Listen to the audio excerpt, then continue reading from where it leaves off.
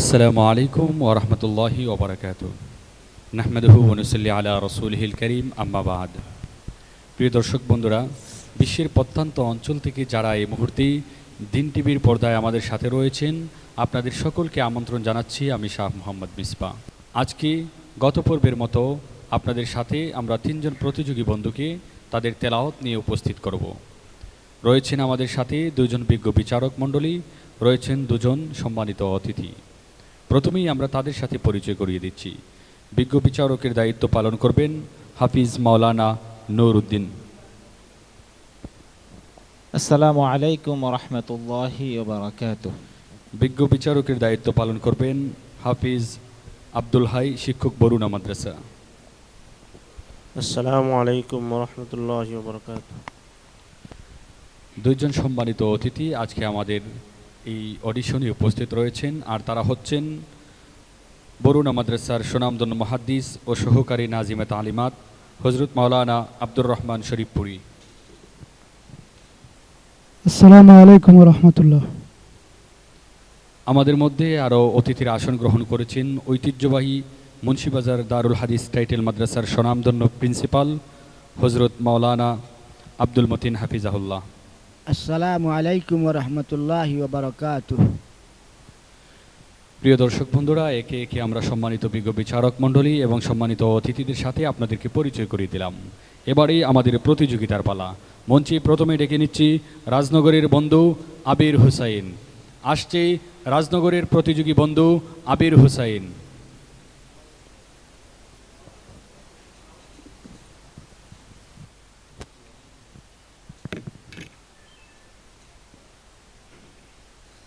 আসসালামু আলাইকুম ওয়া রাহমাতুল্লাহি ওয়া বারাকাতুহু।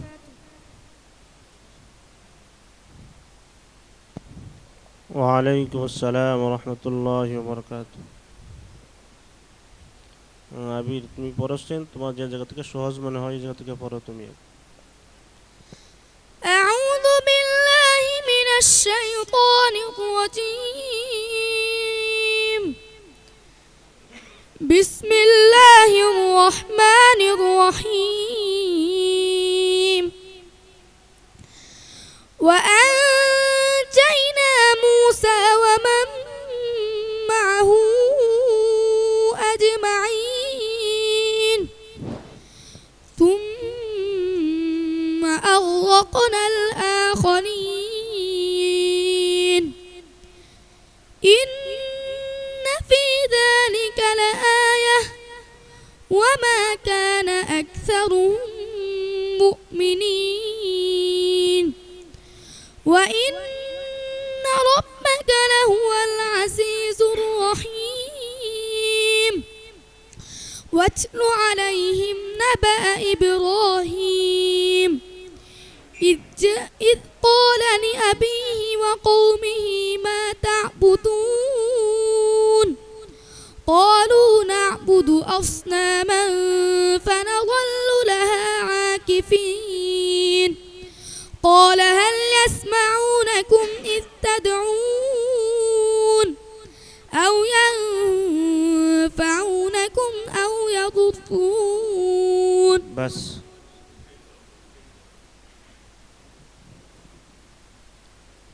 أعوذ بالله من الشيطان الرجيم. وما يكذب به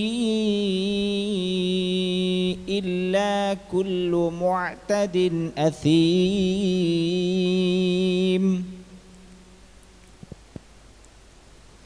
أعوذ بالله من الشيطان الرجيم.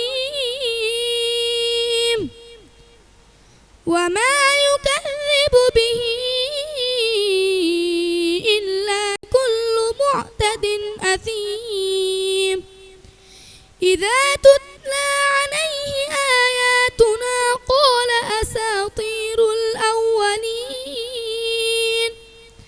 كلا بل ران على قلوبهم ما كانوا يكسبون. كلا إنهم عن ربهم يومئذ لمحجوبون ثم إنهم لصالوا الجحيم ثم يقال هذا الذي كنتم به تكذبون كلا إن كتاب الأبرار لفي عليين وما أدراك ما عليون كتاب مرقوم يشهده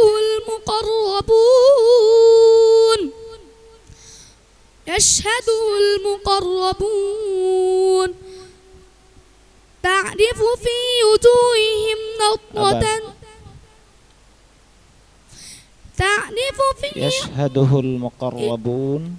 يشهده المقربون إن الأبرار لفي نعيم على الأرائك ينظرون تعرف في وجوههم نضرة النعيم يسقون من رحيق مختوم ختامه مسك وفي ذلك فليتنافس المتنافسون حسبك صدق الله العظيم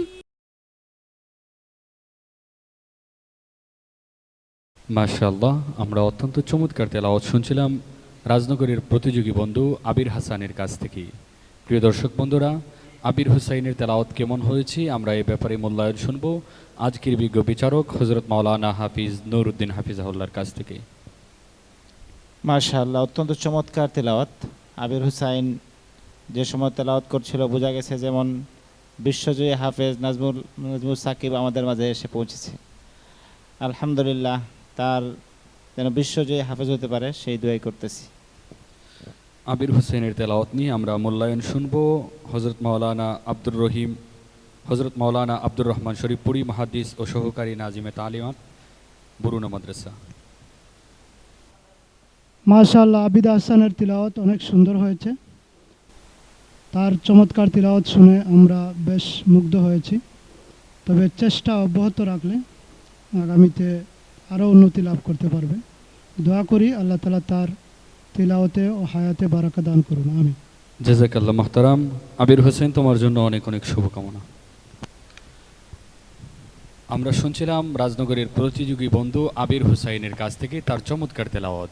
এবারে মঞ্চে ডেকে নিচ্ছি কমলগঞ্জের প্রতিযোগী বন্ধু সাইদুল ইসলামকে।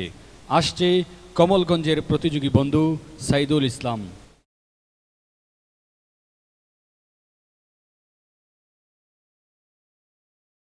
السلام عليكم ورحمة الله وبركاته.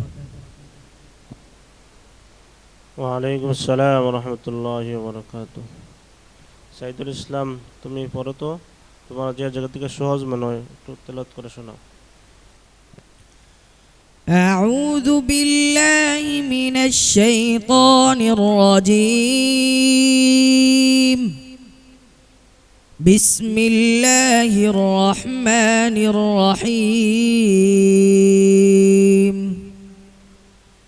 سبحان الذي أسرى بعبده ليلا من المسجد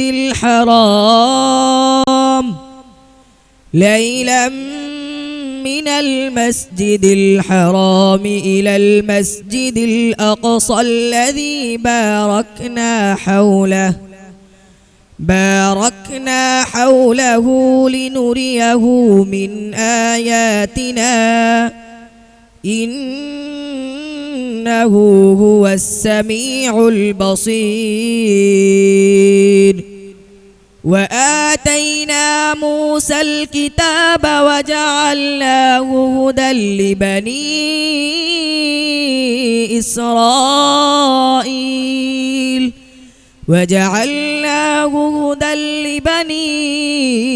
إسرائيل ألا تتخذوا من دوني وكيلا ذرية من حملنا مع نوح إنه إنه كان عبدا شكورا. حسبك.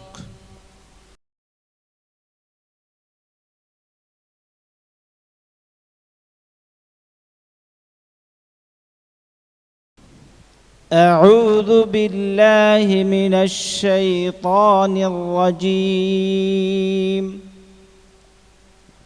وقاتلوا في سبيل الله واعلموا أن الله سميع عليم. أعوذ بالله من الشيطان الرجيم. وقاتلوا في سبيل الله واعلموا أن الله سميع عليم. من ذا الذي يقرض الله قرضا حسنا فيضاعفه له أضعافا كثيرة والله يقبض ويبسط وإليه ترجعون. ألم تر إلى الملأ من بني إسرائيل من بعد موسى إذ قالوا لنبي له مبعث لنا ملكا نقاتل في سبيل الله قال هل عسيتم إن كتب عليكم القتال ألا تقاتلوا قالوا وما لنا ألا نقاتل في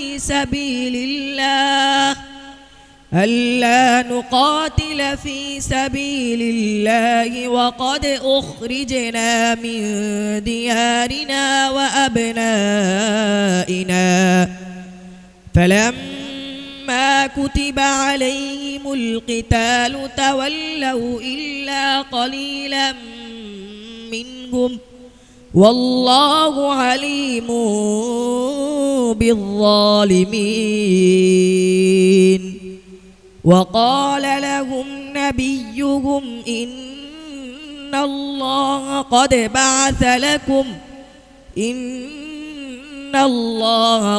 بعث لكم طالوت ملكا قالوا ألا نقاتل قالوا أنى يكون له الملك علينا ونحن أحق بالملك منه ولم يؤت سعة من المال قال إن الله اصطفاه عليكم وزاده بسطة في العلم والجسم والله يؤتي ملكه من يشاء والله واسع عليم. حسبك. صدق الله العظيم.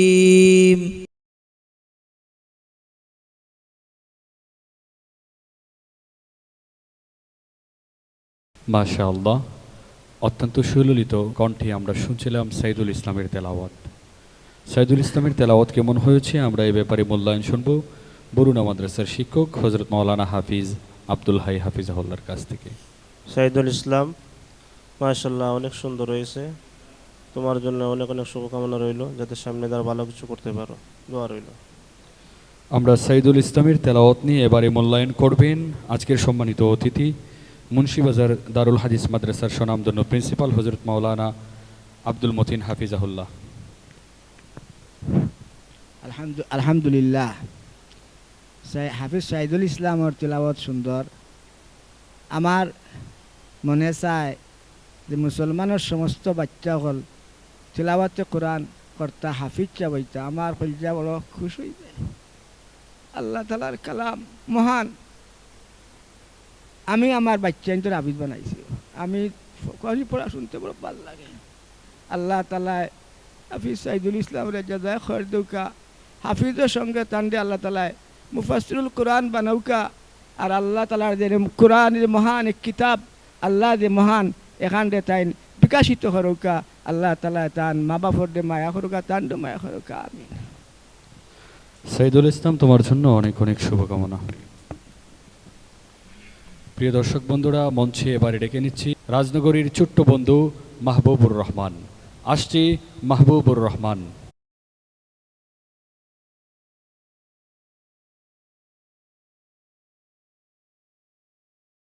السلام عليكم ورحمة الله وبركاته.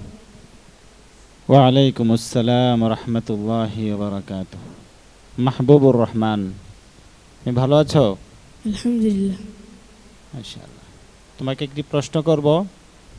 প্রথম প্রশ্ন, তোমার দুইটি প্রশ্ন। প্রথম প্রশ্ন হলো কোরআনে কারীমের যে জায়গা থেকে তোমার ভালো ইয়াদ আছে সেই জায়গা থেকে তুমি একটু তেলাওয়াত করে শোনাও। أعوذ بالله من الشيطان الرجيم. بسم الله الرحمن الرحيم.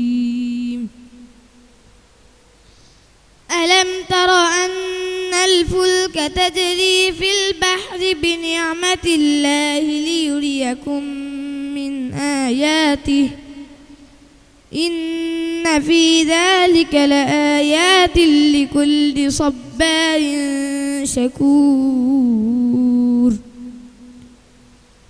وإذا غشيهم موج كالظلل دعوا الله مخلصين له الدين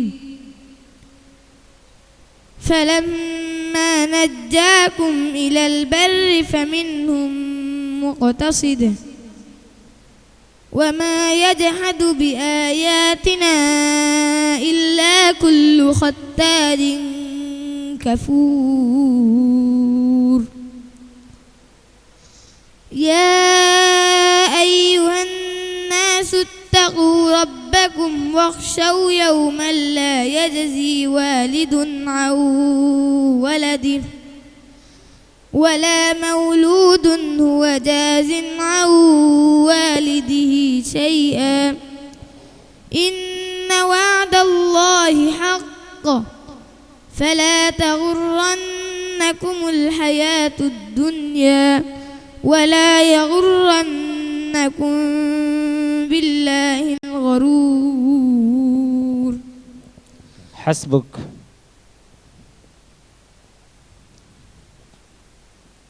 أعوذ بالله من الشيطان الرجيم. وهو الذي أنشأ جنات معروشات. أعوذ بالله من الشيطان الرجيم. وهو الذي أنشأ جنات معروشات وغير معروشات والنخل والزرع مختلفا أكله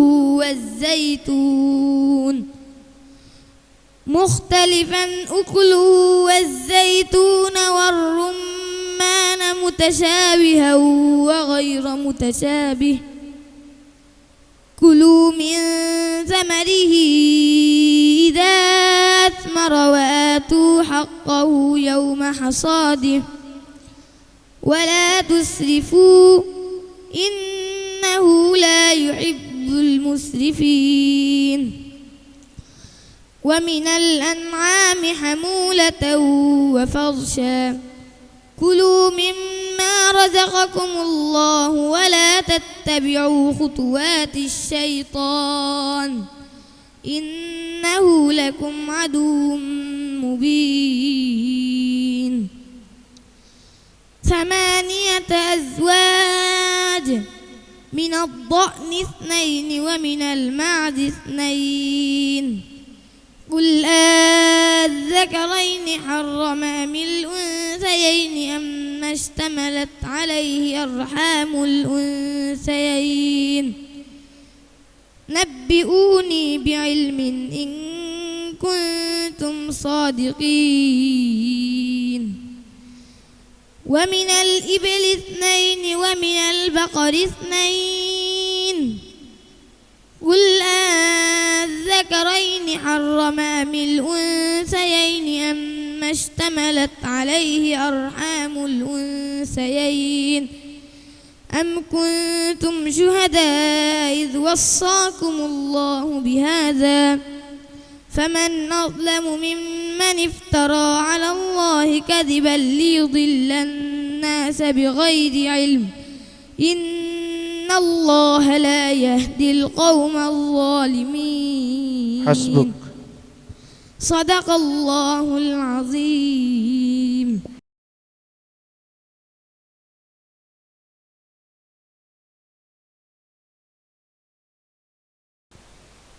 মাশাআল্লাহ, আমরা অত্যন্ত চমৎকার তেলাওয়াত শুনছিলাম। আজকের এই অডিশনের সর্বশেষ প্রতিযোগী খুদে বন্ধু মাহবুবুর রহমানের কাছ থেকে তার তেলাওয়াত কেমন হয়েছে আমরা এ ব্যাপারে মূল্যায়ন করবেন আজকের সম্মানিত বিজ্ঞ বিচারক হাফিজ মৌলানা নুরউদ্দিন। মাশাআল্লাহ, চমৎকার তেলাওয়াত। তবে তাজবিদের দিকে আর একটু লক্ষ্য রাখলে ভালো হয়। আর অন্যান্য মাশাআল্লাহ সুন্দরই। আল্লাহ তাআলা তার উত্তর কামিয়াবি নসিব করুন, আমিন। জাযাকাল্লাহ মুহতারাম। আমরা ছোট্ট করে এ ব্যাপারে তার তেলাওয়াত নিয়ে অভিমত শুনব মুন্সিবাজার দারুল হাদিস টাইটেল মাদ্রাসার সুনামধন্য প্রিন্সিপাল হযরত মাওলানা আব্দুল মতিন সাহেবের কাছ থেকে। আলহামদুলিল্লাহ, এই ছোট বাচ্চা যে সুন্দর তেলাওয়াত করছেন, আল্লাহ তাআলা যে তান এই কলবর মধ্যে যে তান মহাগ্রন্থ আল কোরআনের জায়গা দিয়েছেন, অনু আমরা সন্তুষ্ট। আল্লাহ তাআলা এই বাচ্চারে উচ্চ মকাম হৌসৌকা আর তান মার বাপে যেন মহাগ্রন্থ আল কোরআনের আশিক, তান মার বাপে দুনিয়াগত শান্তি করুকা, আমিন। আমরা এখন ছোট্ট করে আজকের এই প্রোগ্রাম এবং বরুণা মাদ্রাসার বর্তমান মাহতামিম হযরতুল আল্লাম শেখ বদরুল আলম হামিদি হাফিজাহুল্লাহর যে চিন্তা এবং চেতনা দিন টিভি নিয়ে বিশ্বময় কোরআনের খেদমত পৌঁছে দেয়া সহকারী নাজিমে তালিমাত হিসেবে আপনি কি আশা ব্যক্ত করতে পারেন?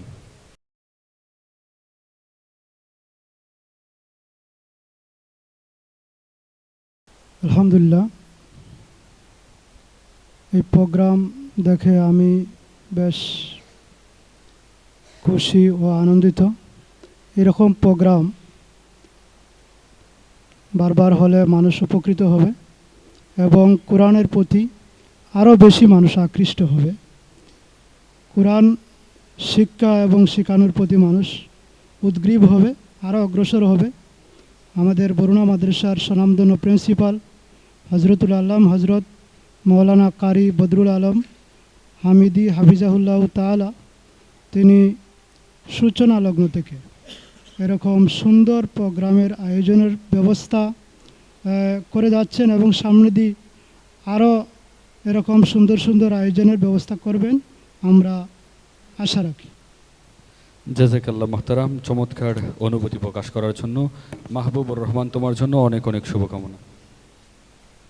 আসসালামু আলাইকুম ওয়া রাহমাতুল্লাহি ওয়া বারাকাতুহু। প্রিয় দর্শক বন্ধুরা, দেখতে দেখতে আমরা একেবারে শেষ পর্যায়ে চলে এসেছি। আমাদের তিনজন প্রতিযোগী বন্ধু তাদের সুললিত কণ্ঠে কালামুল্লাহ শরীফের তেলাওয়াত আমাদের সামনে উপস্থাপন করেছে।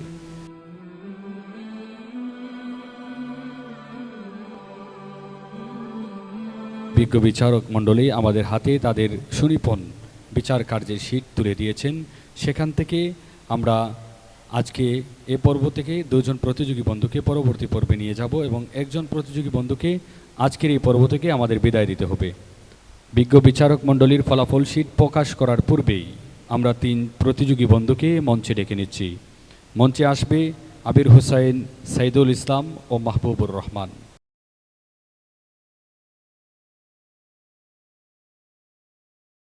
বিজ্ঞ বিচারক মণ্ডলী তাদের দক্ষতার সহিত যে ফলাফল আমাদের হাতে তুলে দিয়েছেন, সেই ফলাফল থেকে আজকের এ মঞ্চ থেকে দ্বিতীয় স্থান অধিকার করে আমাদের সাথে পরবর্তী রাউন্ডে চলে যাচ্ছে রাজনগরের প্রতিযোগী বন্ধু আবির হুসাইন। আমরা তার গলায় পাস কার্ড পরিয়ে দেওয়ার জন্য সবিনয়ভাবে অনুরোধ করছি আজকের বিজ্ঞ বিচারক মণ্ডলীকে।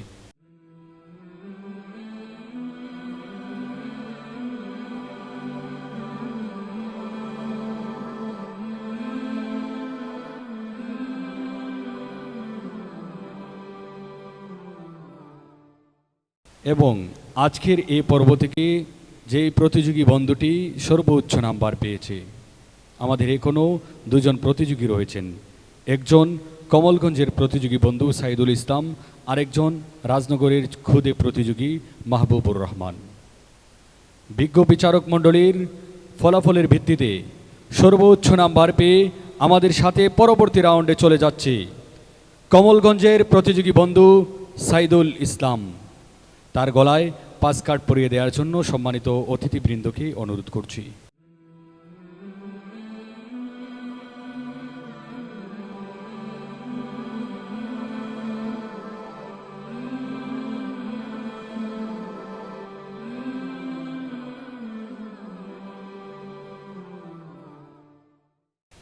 তারই সাথে সাথে আমরা জেনে গেলাম আজকের এই পর্ব থেকে আমাদের বিদায় দিতে হচ্ছে ছোট্ট বন্ধু রাজনগরের প্রতিযোগী মাহবুবুর রহমানকে।